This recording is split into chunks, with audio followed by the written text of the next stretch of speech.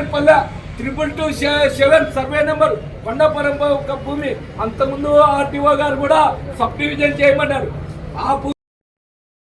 కడప జిల్లా రాజంపేట మండలం ఎస్ ఎర్రబల్లి దొంగతనం కేసును మన్నూరు పోలీసులు ఛేదించారు. 2 నిందితులను అరెస్ట్ చేసి వారి వద్ద నుంచి 9 లక్షల విలువ గల 100 గ్రాముల బంగారు ఆభరణాలు స్వాధీనం చేసుకున్నట్లుగా Rajampet ASP Manoj Ramnath Hegde, Mannur CI Lingappa media సమావేశంలో వెల్లడించారు. ఉన్నతాధికారులు వీరిని అభినందించారు. టెక్నికల్ అనాలిసిస్ ఎంత చేసినప్పటికీ 2 ముద్దాయిలు అనేసి తెలిసింది. వీళ్ళిద్దరూ తమిళనాడుకి చెందిన వాళ్ళు. 2 కూడా వెల్లూరు సబ్ జైల్లో ఉంటే వాళ్ళని పీటీ వారెంట్ మీద తీసుకొని వాళ్ళని విచారించగా ఒక 100 గ్రామ్స్ అంటే 100 గ్రామ్స్ బంగారాలు వేరే వేరే ఆభరణాలు రికవరీ చేసుకోవడం జరిగింది. దీని విలువ వచ్చేసి ఒక 9 లక్షలు. సో ఈ ఆభరణాలని ఎవరైతే బాధితులు ఉన్నారో వాళ్ళకి కోర్టు ద్వారా అందజేస్తాము.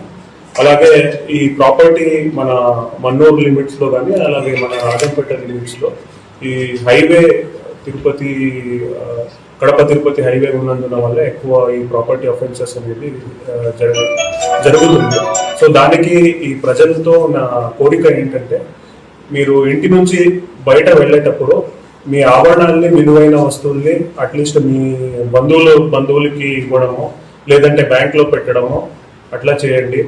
లేదంటే మా పోలీస్ వాళ్ళకి కూడా అట్లీస్ట్ ఇన్ఫార్మ్ చేస్తే బీట్ అనేది అక్కడ ఎక్కువ కాన్సన్ట్రేట్ చేసుకుంటాము. అదేవిధంగా ఈ లాక్ తాళా వేసేటప్పుడు ఈ ఇంటర్ లాక్ అనేది వస్తుంది. అప్పుడు ఇంటర్ లో లాక్ చేశారా లేదా అనేది తెలియకుండా ఉంటుంది.